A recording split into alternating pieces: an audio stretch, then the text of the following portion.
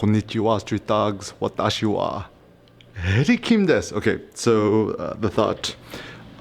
This is kind of towards an interesting notion that, okay, so on one hand, I love, Zen, Taoism, blah, blah. But on one hand, I'm actually really kind of critical of it because it's almost kind of the consumerism, capitalism 2.0. And once again, capitalism, consumerism, not a bad thing, but my critique would be like, it could be a little bit shallow or people kind of getting suckered. And I'm just kind of, for myself personally, I'm kind of anti people getting suckered for the sake of getting suckered. Anyways, so the basic gist and the basic notion. So I think it's really important that in life, we kind of think and consider, like for me, I'm all about philosophy and discovering deeper truths about X, Y, and Z.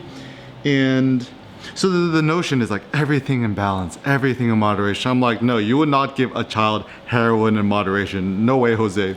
So for me, I would actually say it's much more important for us to be more empirical and critical of things and just to think harder and deeper. So for example, if we really do think that balance is the goal of life, then what that infers is it infers that a state of stasis and non-being and non-movement is the goal, which is kind of stupid because certainly the word motivation comes from motus, motivation. It literally means to move, like physically move.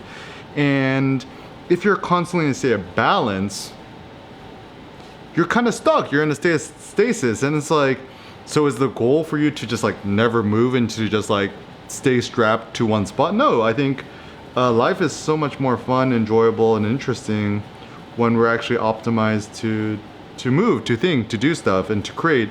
And so even like balance, right? So there's this, I was in Cape Cod the other weekend, and my new favorite animal is the fiddler crab. So just Google it, right? It's a crab that has one fucking huge ass claw and one super tiny claw. And actually the tiny claw is just a normal claw, but the other one is huge. So, it's funny because nature, Mother Nature is quite great because Mother Nature could falsify, silly notions we have about X, Y, and Z. And honestly, like a lot of people who are trying to become like this enlightened woke folks who are like either Zen, Taoist, Buddhist, or whatever, I don't know, I don't really trust them. But anyways, so what then I think then is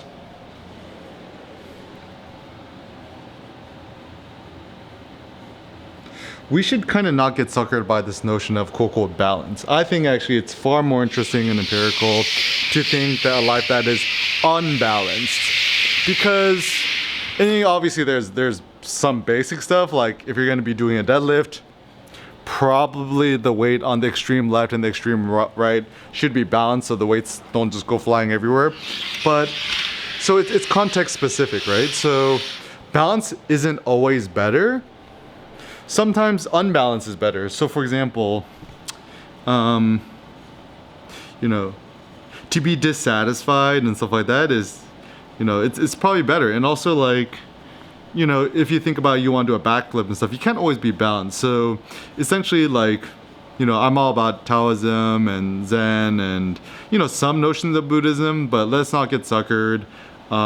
It's so funny too, this is towards like a critique of Buddhism in Western cultures.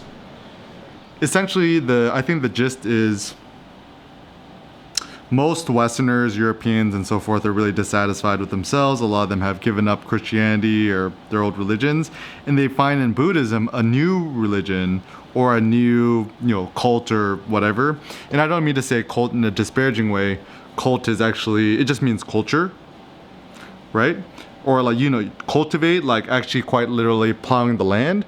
And also, cultus, it actually means, and also, you think about a yogurt culture, or like if you're going to start kefir or something like that, you actually have a culture. So anyways, so let us just kind of be wary of all these people who are trying to sucker us into thinking X, Y, and Z. So for example, balance isn't always better, and often unbalance is better.